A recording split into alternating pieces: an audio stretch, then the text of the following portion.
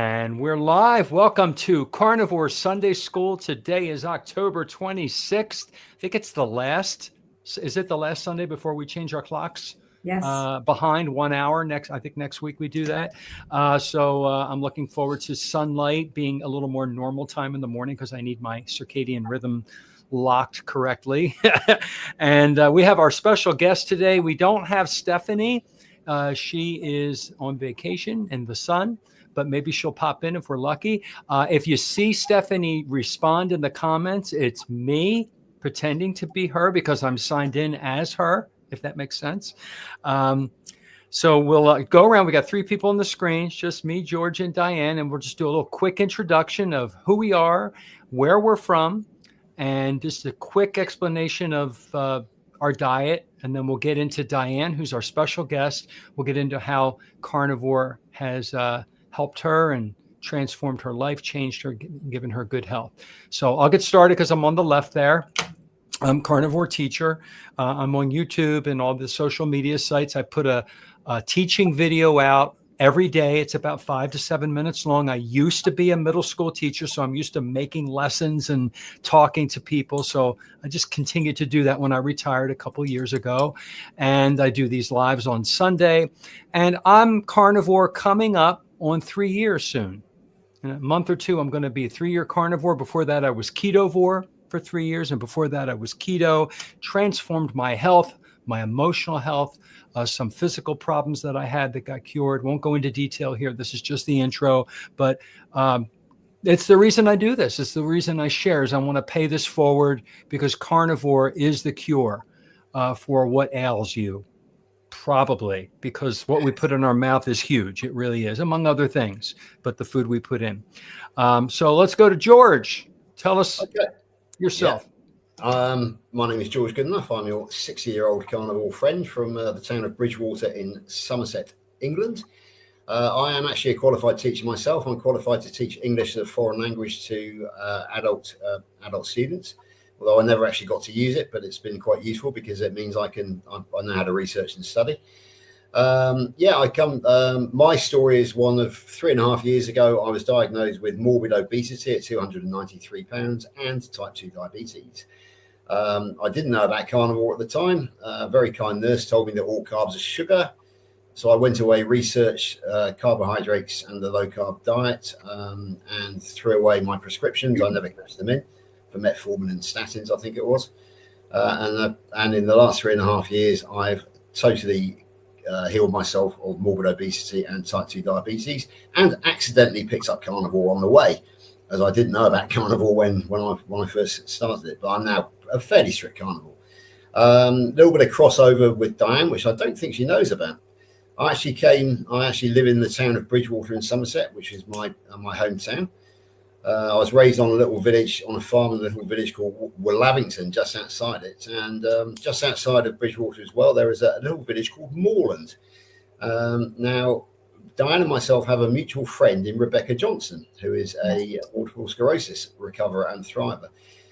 Rebecca was raised in the village of Moorland, and her best friend at school actually came from Willavington, my home village. So Rebecca and myself are now great friends by email and obviously on the YouTube platform.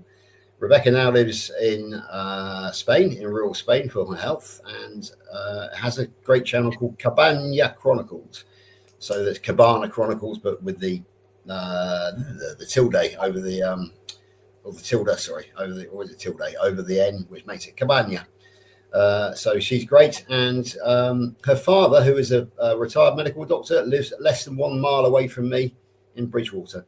So there we go, Dan. I know you know Rebecca very well, and Rebecca was, without us realising it, she was a neighbour of mine when we were growing up. So a little bit of crossover there. So I think that's enough from me for the moment. So we'll go on to Diane to tell her story. Okay, my name is Diane Ladd, and my channel is Boston Carnivore Diane Ladd. And my story, I'm not a teacher, but I am a social worker, so I could be the school social worker in this Sunday school. So I worked as a therapist for many years. I worked as a coach, an ADHD coach for many years, as George spoke about, we met at the Kilts Coaching School, and we're both carnivore coaches and have channels. And I healed nearly 100% of the symptoms of multiple sclerosis in a year and a half following the carnivore diet. So that is how the carnivore diet has benefited me, has benefited my family, has benefited my life. And I will never, ever, well, never say never, but on this day, I will not stop eating carnivore because it's changed my life for the better. Amazing. I know a few people with MS. I want to share this video when we're finished with them, and you and your channel. Absolutely. Yes. I won't go into detail, but yeah, it's really making me think, and I can't wait to hear how. I mean, you had MS. You have had remission. I technically still have. Okay, MS, but I don't have any symptoms. Amazing. That I had. Amazing. And I was diagnosed in 2016. So it's been a while. Fantastic. Okay, so before we get started, I want to get this off the table because people are going to ask, and I listened to you. I forget who I listened. I was listening to you in somebody else's channel, and you gave the explanation of your last name, and you're not married to Bruce Dern, and your daughter is not Laura Dern. You're not the famous actress. You just have a similar last name, correct? Ladd, yes. Diane Ladd. Okay. Yes. I can picture the actress in my mind. Right, right. You get that a lot, right? Yeah, well, also I was waiting in a doctor's office once, and I'm sitting there, and the nurse comes out and goes, Cheryl. Of course I don't answer because Cheryl's not my name. Cheryl? Then she looks at the paper and goes, oh, Diane? She thought I was Cheryl, but there's that one too. Yeah, I didn't think there's that one too. Yeah, very famous name. No relations to anybody. Yeah. Okay. All right. So let's jump right into it. And before we get started, viewers, if you have a question for Diane about MS or anything about her journey, or for the host, me or George, please feel free to type QQQ in the comment with your question or comment, and we'll highlight it on the screen, and we'll see if we can get to it, address your question. So we'll start. Diane, let's start. You were diagnosed in 2016 with MS. What were your symptoms? How was the diagnosis? And did you decline up until you hit carnivore? And then, tell us your story. Yeah, I'd love to tell you my story. So multiple sclerosis is a very difficult thing to be diagnosed with because there are so many obscure symptoms and things that could be like dizziness. Do you have vertigo? They've got to rule out so many things. And this had been a two year of symptoms. So 2014, I really started getting some symptoms. And by 2016, I had been to all the doctors. I had nerve conduction tests. I had a test where they sat you on a chair and spun you around, and it just really horrible tests. And I had an MRI, and the doctor saw that I had lesions on my brain. However, he said, well, why don't you come back in 8 months and get another MRI? They don't want to diagnose multiple sclerosis. So 2016, it was February, the last test. I had a whole series of tests that they sent me to within a couple of months. And the last test was with an eye doctor. And I have a condition called INO, I had a condition called INO, which is where your eyes are, it's like your eyes are not lined up correctly. And when your eyes track side to side, one eye comes in, and that is indicative of multiple sclerosis. And with the MRI, that is when I got my diagnosis in February of 2016. The eye doctor said, yes, you have multiple sclerosis. And then I had to go to a neurologist. So then there's a couple of months between that time and going to the neurologist. And during that time, I'm like, okay, I can fix this thing, diet, exercise, lifestyle. I'm going to do this thing. And I started my research, and I found this doctor who wrote a book on a diet for multiple sclerosis, which is a paleo diet. And I brought the book very hopeful to my doctor the first my first appointment. And I said, look, this doctor, she doesn't have symptoms of MS. And she said, yeah, no, you have multiple sclerosis. It is a lifelong diagnosis. It will only get worse. We do have medications that will make you a little more comfortable. And maybe there's like a 40% chance that your condition will not progress as much if you take these very strong medications. But we have 3 tiers of medications. We'll start you on the weakest medication. When and if you feel that, we'll move you up to the 2nd tier. When and if you feel that, we will move you to the strongest medications. And lo and behold, that's what happened. I started on the weakest medication, failed to that because I got another lesion in my brain. They take MRIs once a year to see what's going on inside. So I had another lesion, went up to the 2nd level, stuck with that for a little while, had another lesion, up to the strongest medication. And this all happened between 2016 and 2020. And if you can remember what happened in 2020 that we will not mention, it was a time where everyone was very concerned about their immune system, right?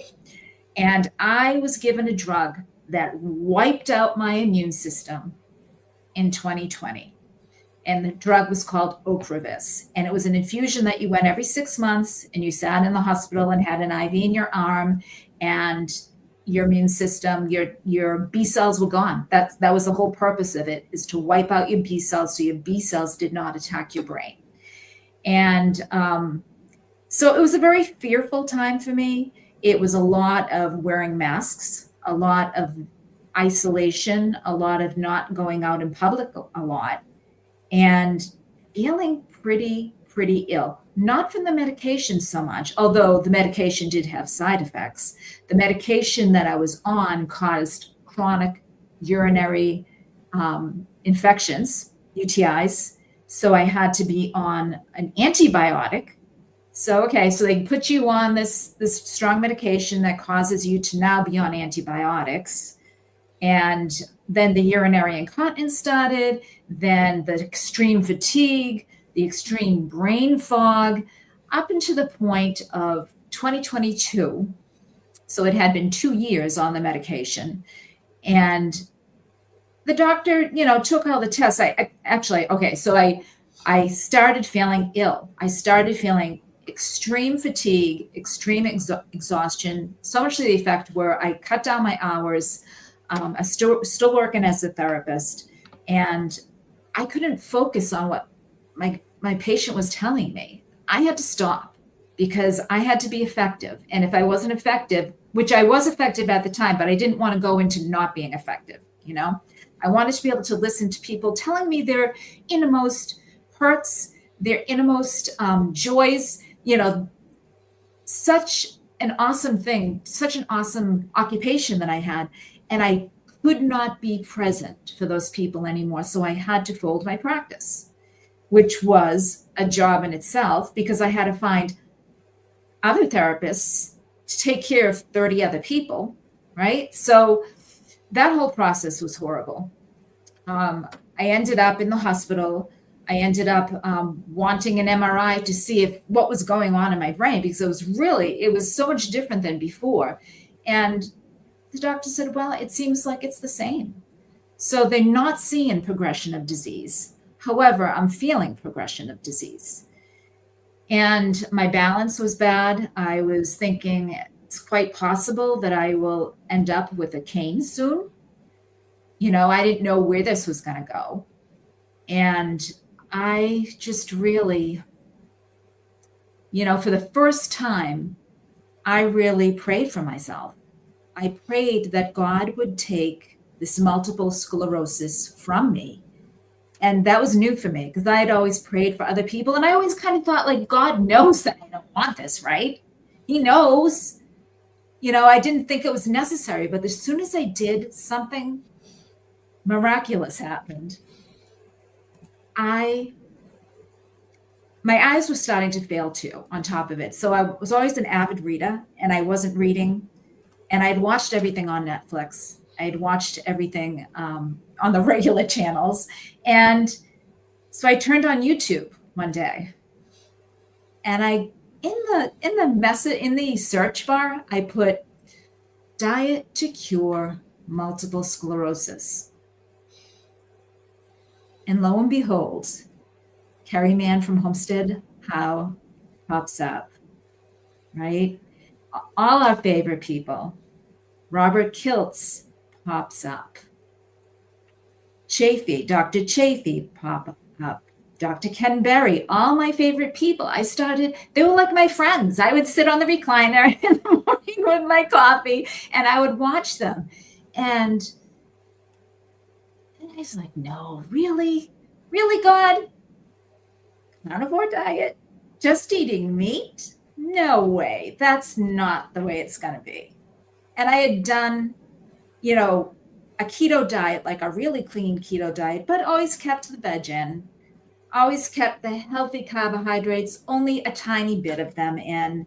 And I was following a very, very strict diet. I didn't come from the standard American diet. I came from following a very strict keto diet, which really didn't help much. I was like, well, my doctor was right. It didn't help much, but I'll still be hopeful and I'll follow it. And so it took me 3 months of watching these carnivore doctors and really studying the biology behind it, the chemistry behind it. I looked up studies, and I was reading studies on what was actually going on in my brain and in my body. I did a lot of research. And then one day, it was March 1st, 2024. It was a Tuesday. And I remember that because every diet I have ever started was a Monday because you would eat all weekend. You would have some fun. You'd be like, well, Monday's my diet day. But this day was Tuesday, March 5th. And I woke up that day and I said, you know what? I'm going to eat meat today. I'm going to do it. I'm going to do it 30 days. 30 days, I'm going to do it. I'm going to do it exactly. Beef, butter, bacon, and eggs. And I never looked back because in 3 weeks, I woke up one day and the sun was a little brighter. I could think a little easier. I felt a little happier. I actually had a smile on my face. I'm like, wow, is this what they're talking about? This carnivore superhuman event? And yeah, that never went away. And every week, every month, every day. And when I felt a difference, when I felt a symptom going away a little bit or getting less, I documented it. I documented this event, and I've got it all on my phone. I've got it all right here in my notes app. I've got every single thing. It was like, in 3 weeks, the fatigue and the brain fog lifted. In 3 months, the Uthoff syndrome, which is an extreme heat sensitivity that people with MS experience. I couldn't go, if it got to be like 75 degrees, John and I couldn't live in Florida with that. If it got to be 75 degrees, I'd start to feel like dizzy. I would start to feel, I need air conditioning. I need like sometimes even in the winter, very, very cold, 30 degrees, 25 degrees, I would keep my coat open, taking a walk, and I would have to come home and put my feet in cold water when I came home because that's how just the body heat, when your core temperature raised 1 degree, it would feel like your brain was frying. So that's called Uthoff syndrome. 3 months after starting carnivore diet, I went on a walk in 85-degree weather. I started late. I wanted to get up and walk, and things got, kind of busy, and it was around 11:30, noonish. And I said, you know what? I'll just take a walk. If I get hot, I'll turn around. I walked 2 miles in 85-degree weather, zipping around the neighborhood. My husband works from home. I came home. I was like ready. I was in tears. I'm like, I can't believe it. I can't believe it. He was very excited for me because he's lived through this. He knows what I have been experiencing. And so yeah, it's been amazing. Absolutely amazing. Absolutely amazing. I've learned, you tell me, that MS is where the myelin sheathing around our nerves and axons is not growing or it's decaying, and that's the disease. Uh, is there a test? Were they able to see that that was happening other than the lesions in the brain? So yes, so I should have explained this. So that is true. When your myelin sheath deteriorates on the little teeny, you have like billions of them in your brain. Right. So it deteriorates, the message cannot go from one neuron to the other neuron. So there's a gap. But once that myelin sheath gets frayed away, not only does the messaging not go through, but that neuron dies. That group of neurons die. So the brain cells die. And how you can tell that the brain cells die is that when you take an MRI, there is a lesion. That lesion signifies that there are a group of neurons that have died. And it shows up like a black hole. It shows up like a bright white light at first, and that means there's an active lesion. Once that lesion has truly died, it's like Swiss cheese. So my brain looked like Swiss cheese all around the center of the brain. There's all these neurons that have died, so there are all these black holes. Wow. Yeah. So is that permanent? As of last December, it was permanent. I had, even though no symptoms, there were scars, right? So those little black holes were scars. I have heard that there are certain people that are carnivores that those fill in, that your body actually, because the brain has so much plasticity, that is so much change, that it will fill in. We'll see what happens, because I go in December for another MRI. So I am crossing my fingers, although it really doesn't matter to me. You feel wonderful, but you want to see if you're like some of those other carnivores who have MS, where the holes are, maybe the brain is regrowing those neurons and filling the spaces. The brain can. So, when you are, so okay. So I have a lot of theories behind this. Right. So I used to think you eat fat, your brain is made of fat, it regenerates, and I still kind of think that. So this is one theory. Your brain will regenerate the fat because myelin sheathing, that it's like an extension cord. Picture a wire extension cord, and you have and on the outside of that you have what? You have this plastic insulation, right? Insulation. Yeah. So the myelin sheath is the same.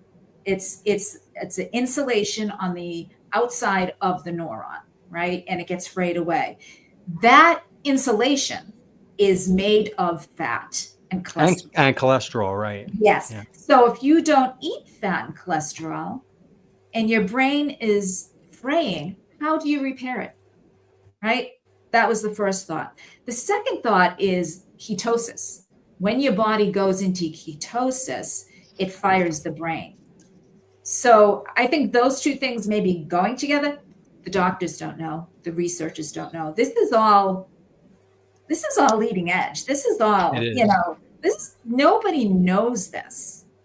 So when I went back to my doctor, John, and what they do is a sobriety test, basically. So you put your fingers out to the side, touch your nose with each finger, stand up, close your eyes, put your head back. Let me see if I can push you over. They test your reflexes. It's a whole clinical exam. It's the same every time. At the end of it was my most embarrassing part was doing something where you walk across the room heel to toe. So you're standing on one foot, you go heel to toe all the way across the room. And from the moment I was diagnosed, from the first time I did this with my doctor, I was very surprised that I could not walk heel to toe, not even 3 steps. I would kind of teeter back and forth and kind of but like stumble to the side. And it was always the most embarrassing part of the exam for me. And when I went last November, she's doing the clinical exam with me. And, I said, I'm going to tell her, because I didn't tell her the 6 months before. I go every 6 months.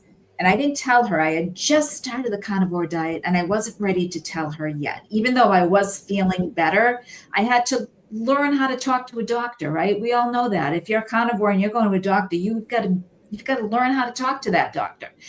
And so she asked how I was feeling. And as she's testing my reflexes, as she's asking me to perform this clinical exam, I'm telling her, I'm saying, Doc, I have to tell you what has been going on with me. I know you know what you know. I know that you have been keeping me healthy with the medications you have prescribing. I know you know so much about the brain and that you are such a good doctor and I really appreciate you. I'm just prefacing it like that. And I said, but you don't know what I have been doing. What I have been doing is eating a metabolic ketogenic diet over the past 8 months. And this is what I've been experiencing. I no longer have brain fog. I no longer have urinary incontinence. My balance is so good. I'm walking 3 miles a day. I am lifting weights 3 times a week. I feel better than I felt when I met you. That is what's been going on with me. And not only is she hearing my words, but she's watching me. She's watching me ace this exam. And the last thing she said was, okay, let's walk heel to toe across the room. I walked heel to toe all the way across the room and felt like doing a Michael Jackson moonwalk on it. Oh, wow. And she just stopped and was like blinking her eyes and just kind of thinking. And she went back to her computer and, her back was towards me and she turns around and she said, what do you want to do? I was just so shocked because she never asked me that question before. Yeah. And I said, about what? She said, do you want to take the Ocrevus or not? And I thought about it and I'm like, really, I don't want to. But I said, what if we reassessed in 6 months and see how I'm doing? And she said, that's fine by me, but I'd like you to take an MRI and, and we can make the next appointment in 6 months. I said, that's fine.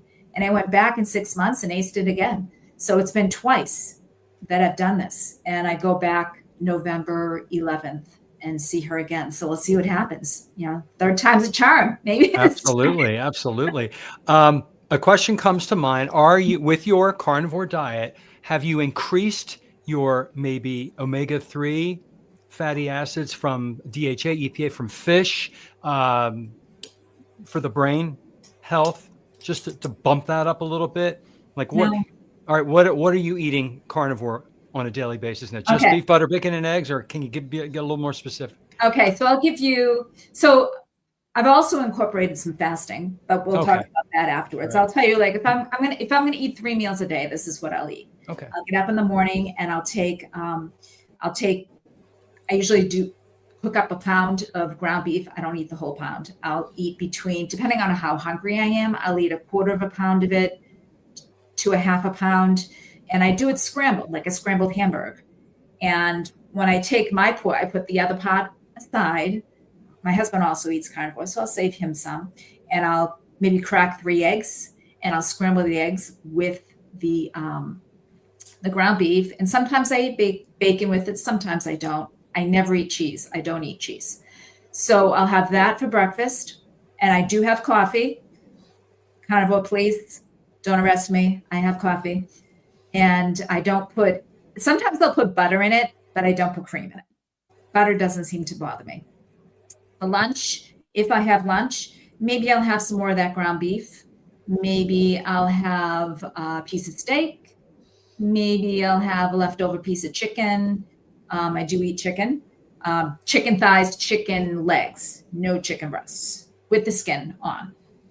And then for supper, I make a beautiful ribeye steak.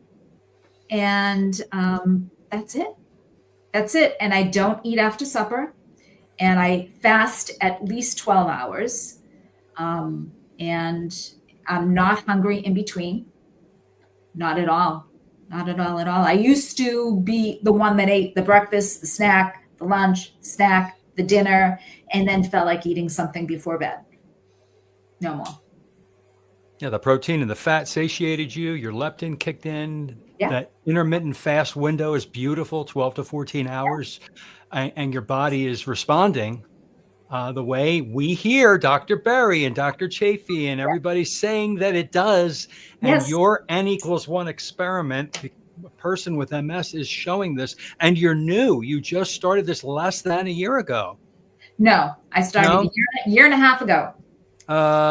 March 5th, right? March 5th? 2024. Okay. All right. So a year and a half ago. It'll be Yeah. 2. All right. All right. So it'll be 2 years this coming March. Yeah, But I still, know. that's fast. That's fast. That's wonderful. And you started seeing signs within 3 weeks. You started Yeah. feeling better and happier in 3. This is just amazing.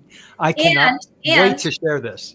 For the weight loss people, and I didn't do this for weight loss. Mm-hmm. I just want to be clear with that.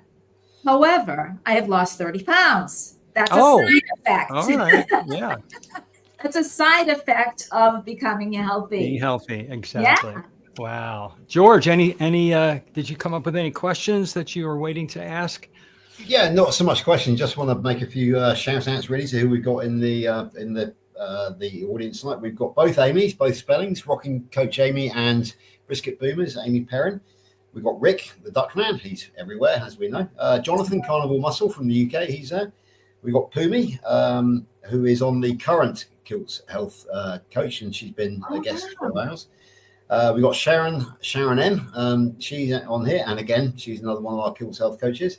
As is Nicky, Miss Lafalot, who is in the audience, and she has put up the fact that her mum is now in remission from MS. So oh my gosh, that's so exciting! And another story. Granny Boo's here as well, and somebody who is new to me, but lovely to see him. That's Chicken Dinner. And I just noticed that we have 2 other coaches just joined us. It's been like a reunion here tonight, Dan. We got Angela Mullins and Terry B. Terry B has a question, but I'll just finish off what I'm saying first. Yeah, when you think about it, we got some incredible people. We got an MS survival story. I was type 2 diabetes. Amy is type 1 diabetes. My wife, Lainey, as we know, is a cancer survivor, as indeed is Stephanie, who is our absent school secretary tonight. I believe that Pumi is PCOS and endometriosis.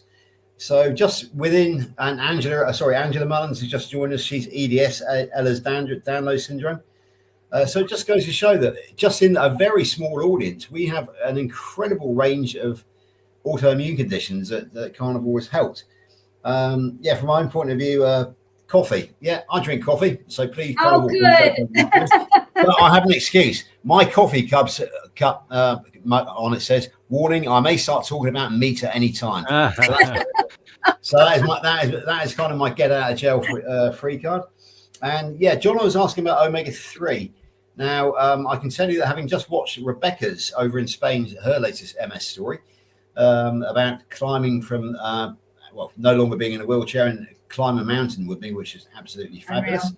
But she has just switched from beef. She says she was suffering from beef fatigue. So she's actually switched to lamb and is absolutely feasting on the lamb at the moment, cave woman style. Apparently she eats it with her fingers and chews the bones.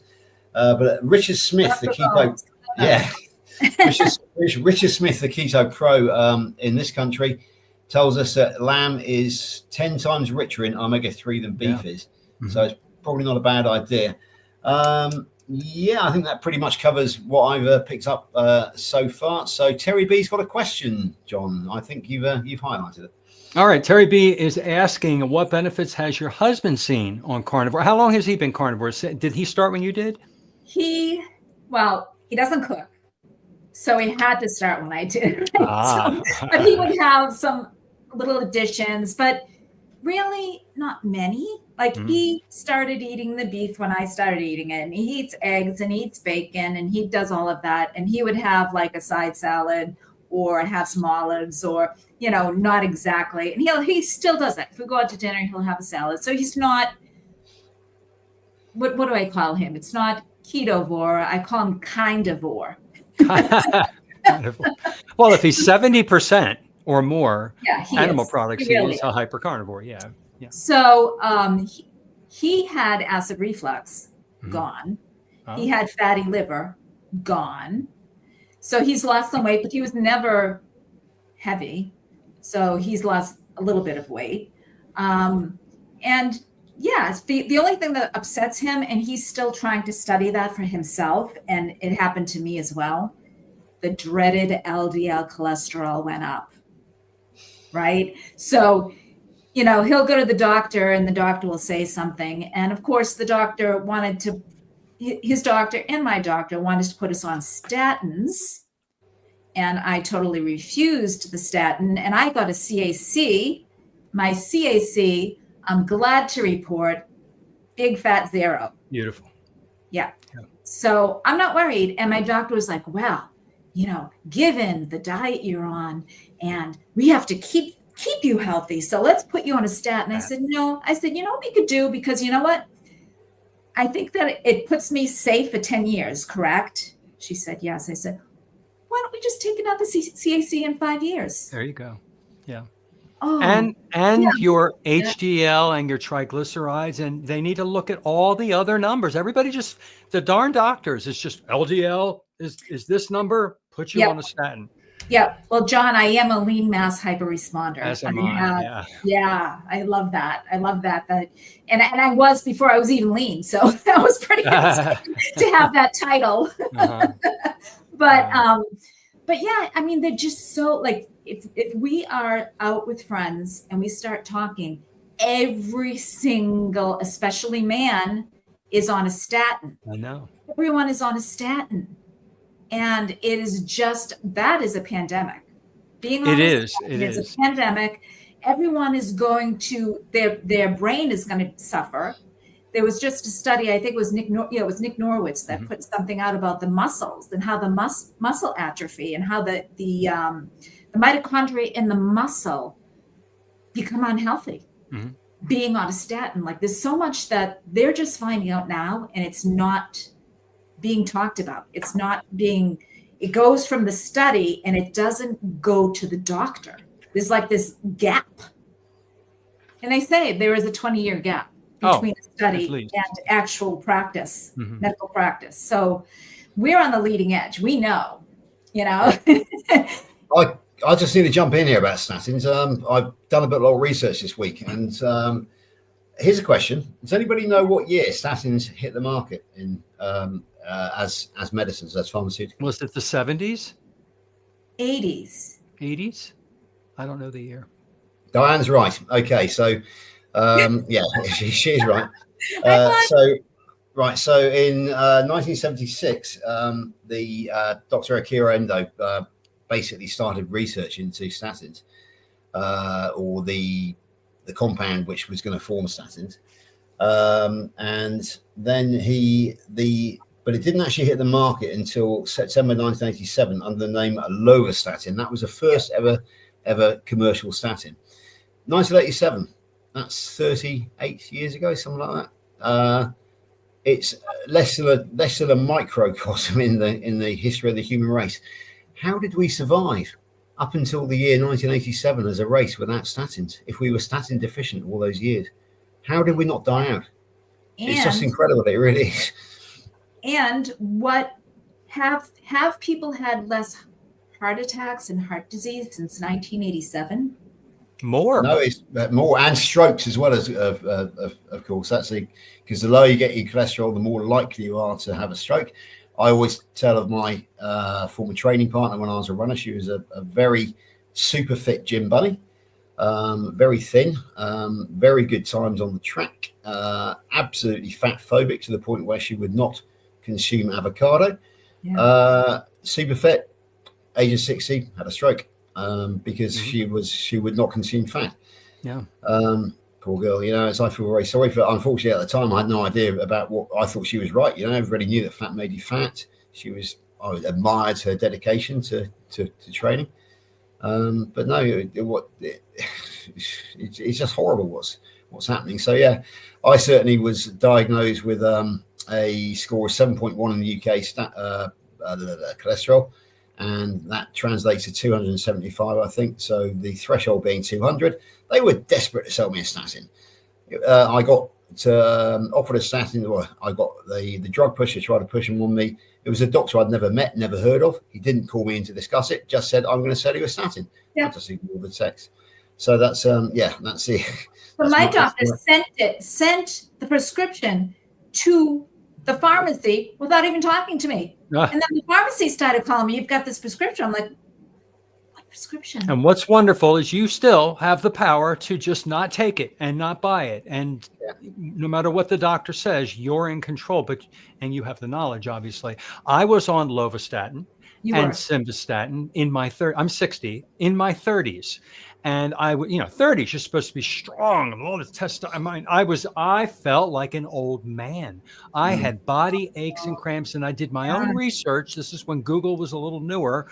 And I learned back then that some of the side effects are muscle weakness and aches and pains. So I told my doctor, I want to switch. So he switched me to a lower one.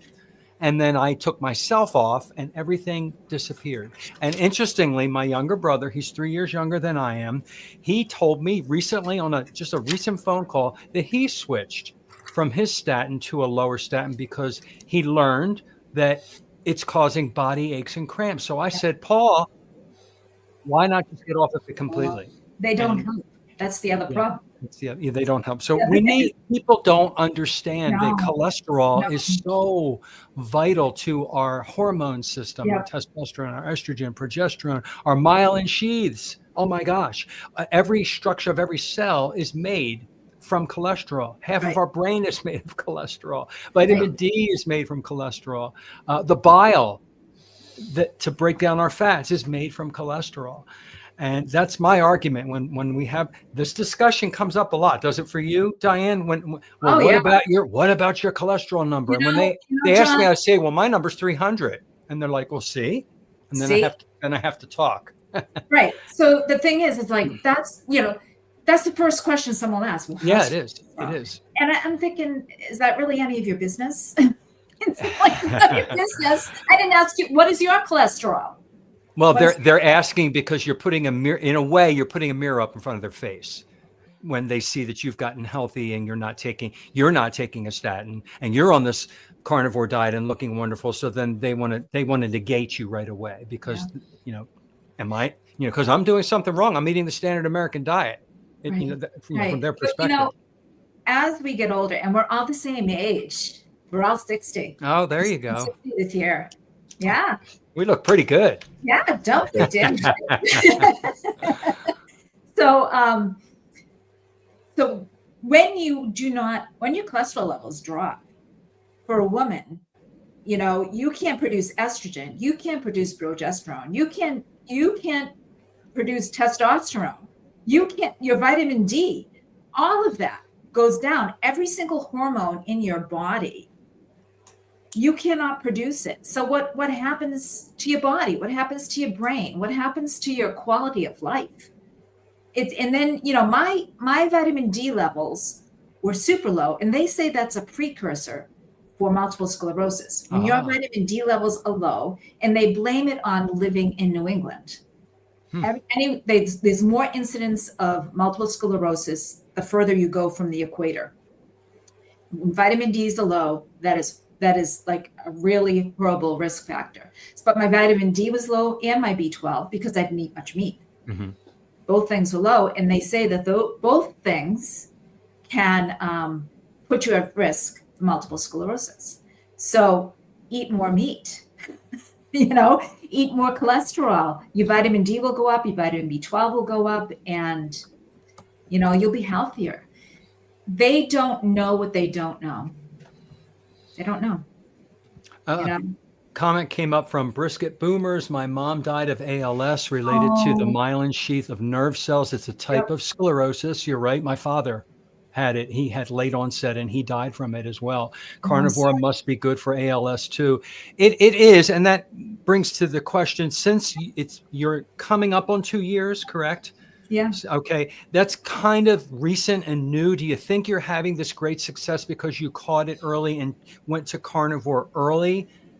And someone who has maybe had MS for 10 years and then went on carnivore would be a different... I've had it for, if I started with symptoms 2014, 24. Okay. I started, I had it for 10 years. So your official diagnosis was about 2 years, but you've And had I'm wondering, so like I didn't eat like a junk diet, I ate basically a whole foods diet. Of course, I went off the diet every now and again. Yeah. But you also went on all those tiers of drugs too, with all the side effects. Drugs with all the side effects. My liver enzymes are so much better. A doctor that looked at it, a nurse practitioner that I went to see at one point looked at it. She said, "Wow, your liver enzymes are so much better because the drug reduced all my liver enzymes, and now they're all up to, perfect levels because of the diet too." Mm-hmm. But yeah, it's. Yeah. Can I just jump in there a second? I'd like to welcome a newcomer, I think, to Carnivore Sunday School, but also possibly a relative newcomer to the Carnivore diet. We got the wonderful Tammy in the audience tonight, and she started the Carnivore in August, having been working toward it since June. And she has quite a good question, which is one which I know a little something about, and that is, how long does it take before the acid reflux goes? Anybody here had the acid reflux? I haven't. I have not. No, my husband did. Yeah. And I don't know how long it took him. There was one point I was like, gosh, you haven't had that. It's gone. Yeah, exactly. I've learned that when you have an issue and it goes away, you don't tend to notice that it went away because you feel great. You don't notice when the good things disappear as much. Have you noticed that? Yeah. I mean, that's what I would give someone advice who started a carnivore diet. I would have them pay very close attention to how they feel, and to record. Have your phone record everything or a notebook, and when you feel a little bit of a relief from something, write it down. Document it. Document the date. Document the time if you want. I mean, you can, and just wow. And I did that at 3 weeks. At 3 weeks, and I don't think I heard too many people talking about that 3 week mark. However, now I hear people talk about it all the time. In 3 weeks, that symptom went away, and it seems like that's how much it takes, like for you to just start to feel it, right? That's why we say do it for 30 days, because within that 30 days, you got to find something. And I had cortisone injections in my back, totally separate from multiple sclerosis. I had, some kind of a deterioration in my spine. And this was a long-term thing. I had sciatica. I noticed it right after I had my second son. So that was he was born in 1995. So I could barely walk after I gave birth to him. And this back thing had been horrible, horrible pain. I started with cortisone injections in my back, and I had to get them every 6-7 months. As soon as the insurance let me have another one, I would get another one, whether I felt the pain or not, because I knew the next day I would start feeling the pain. And so I'd have it scheduled. And this went on from 2017 up until 2024, the injections. And I have not had an injection. I don't have back pain. I had hip pain. I had bursitis in my hips. I had, I didn't even tell you guys, I was diagnosed with rheumatoid arthritis, my second autoimmune disease. And that was diagnosed in 2024. And my ankles swelled up like a balloon. And I thought I injured it. And sure enough, my other ankle swelled up like a balloon. And I'd never injured that one. So that is actually a symptom of rheumatoid arthritis when you have bilateral, symptoms. Mm-hmm. So I couldn't even stand and brush my teeth. I couldn't stand long enough to brush my teeth. I had to sit down to brush my teeth. And then I ended up with a kidney stone right at that time. So was that oxalate poisoning or was that rheumatoid arthritis? That's still up in the air. Could be. Well, what some people call arthritis or gout is actually oxalate. That's right. Crystals forming. That's right. It's the same thing, or we just give it a name that's different. I was given a steroid for the ankles, Mhm. which ended up blowing a hole in my esophagus. I had problems with my esophagus. I did not eat for 1 month, Hmm. and I lost 20 pounds. I was very sick. I ended up in the hospital for the kidney stone. It was like a really like one thing after the other. Horrible time. I to this day don't know if that was oxalate poisoning, all of it, or if it was what it was. But I know the kidney stone was oxalate. Mhm. John, I was having a nice shake, healthy, every Oh, single I'm day. sure. I did too. It was a spinach stuff, shoving Right. the spinach in there, almond milk. Did you do chia seeds too and chocolate? I Sometimes used to throw all that in there. chocolate, yeah. Throw it Oh, all in there. cocoa powder. Everything that has oxalates in it, Right, right? right. And that's what at first thing in the morning I would have. Oh, God, And I'd be like, this is my healthy breakfast. right. And Yeah. we think we're doing the right thing by ourselves. We're doing everything we were told is healthy. I bought the juicer, right? You buy the stuff Yes.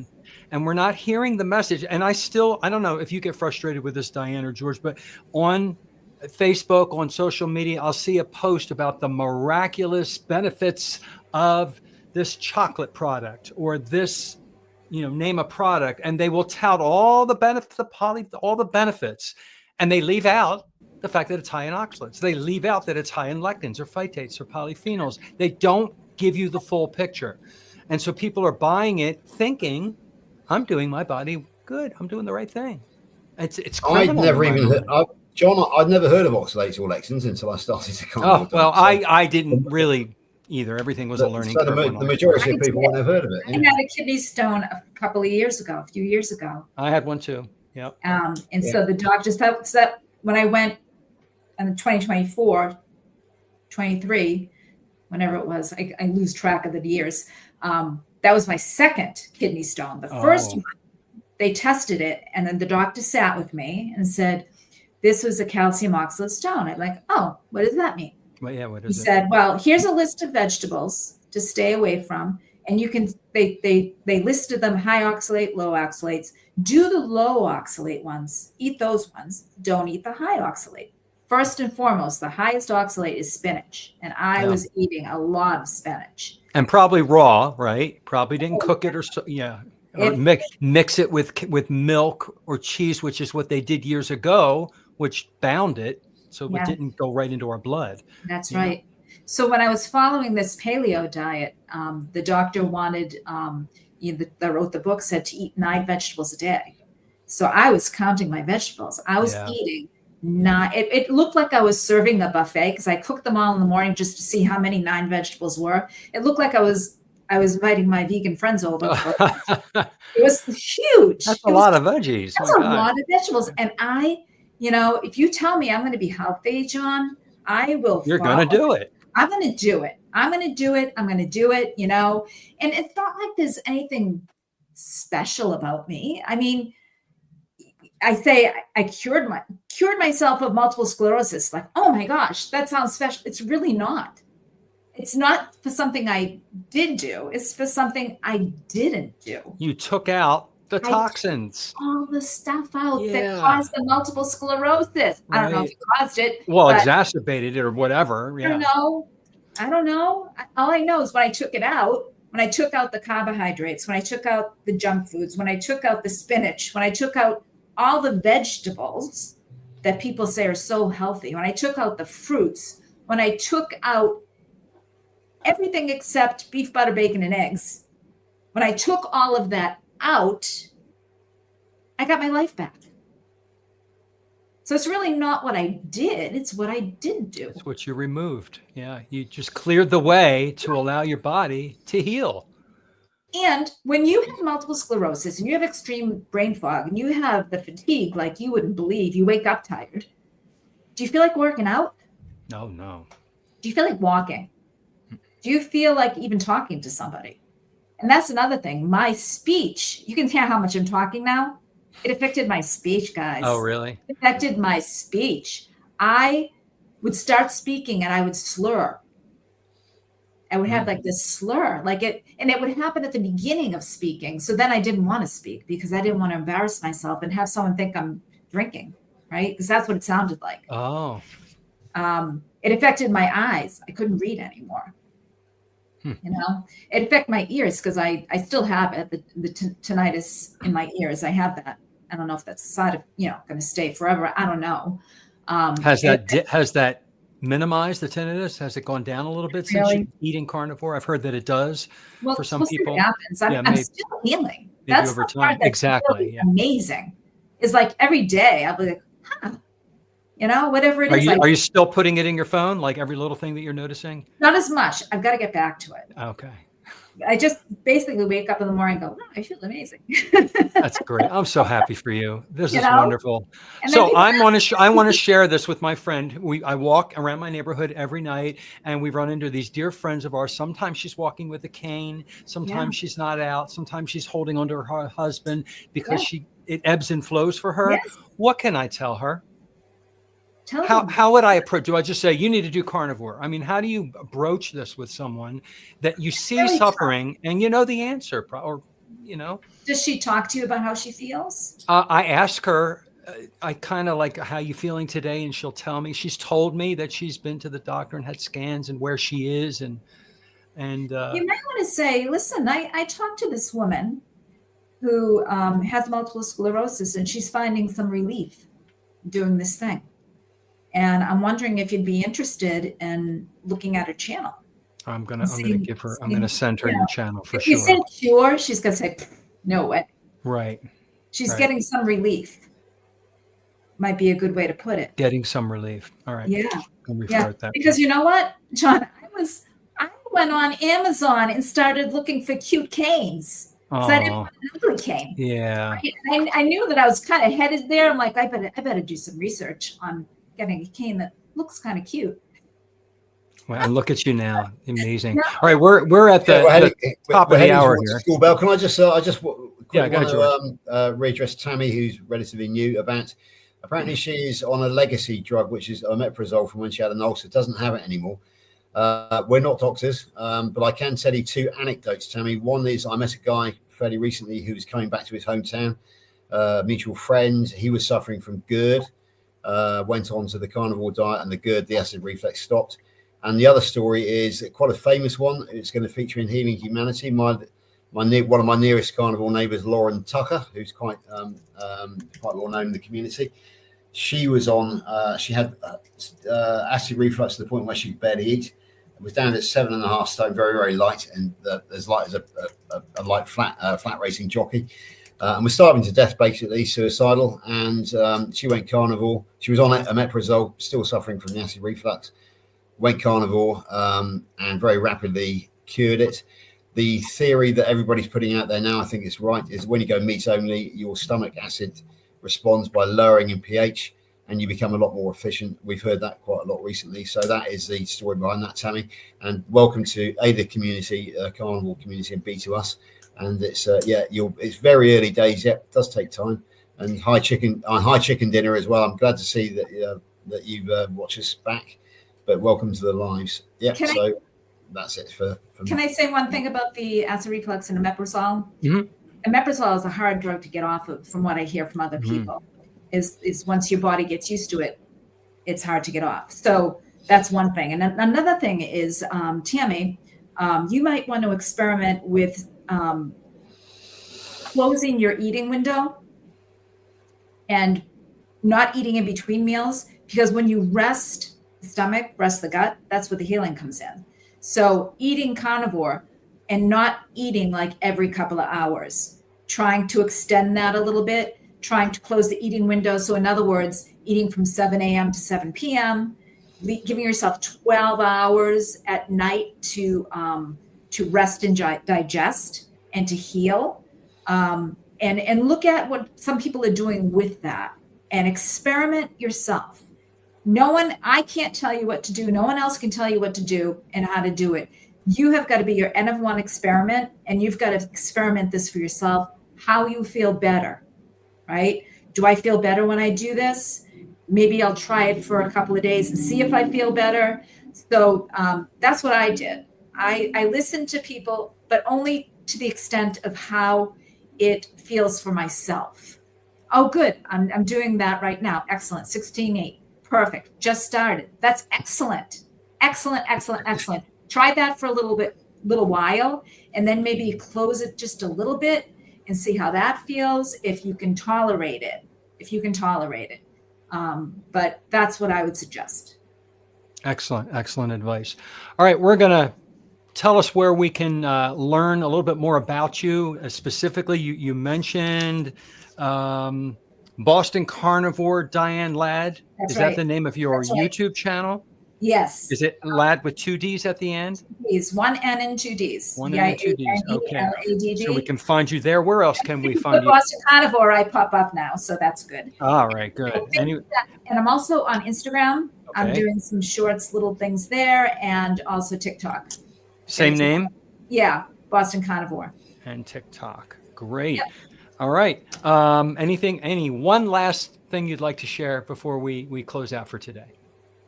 Last tidbit for our viewers. Say, I would advise everyone that's listening, everyone that's watching, to trust yourself. I think that we doubt ourselves and we don't give ourselves enough credit. When you learn something, if you can apply it to yourself, I think that's fabulous. If it works, continue. If it doesn't work, don't continue. This is your life. This is what you eat. And I think it's important that we honor ourselves and that we respect ourselves so that we can become healthy. Perfectly said. Honor our biology.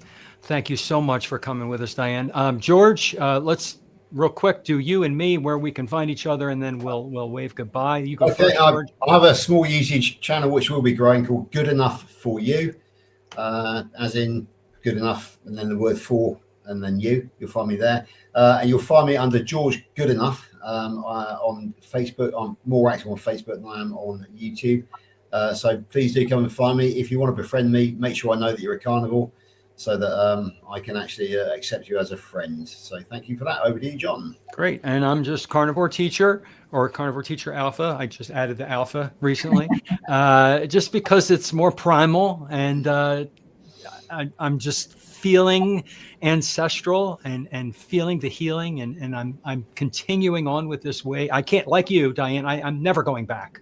Never. There's too many benefits. And I'm on YouTube and Facebook and Instagram and Threads and all the different places doing my thing. And we're back here next Sunday with another guest with great questions, great hosts. So please, those of you who are watching, come on back, and we'll see you again next week. Thank you for coming. Thank you both. Take care. Stay on, Bye-bye. Diane. We're gonna, yeah.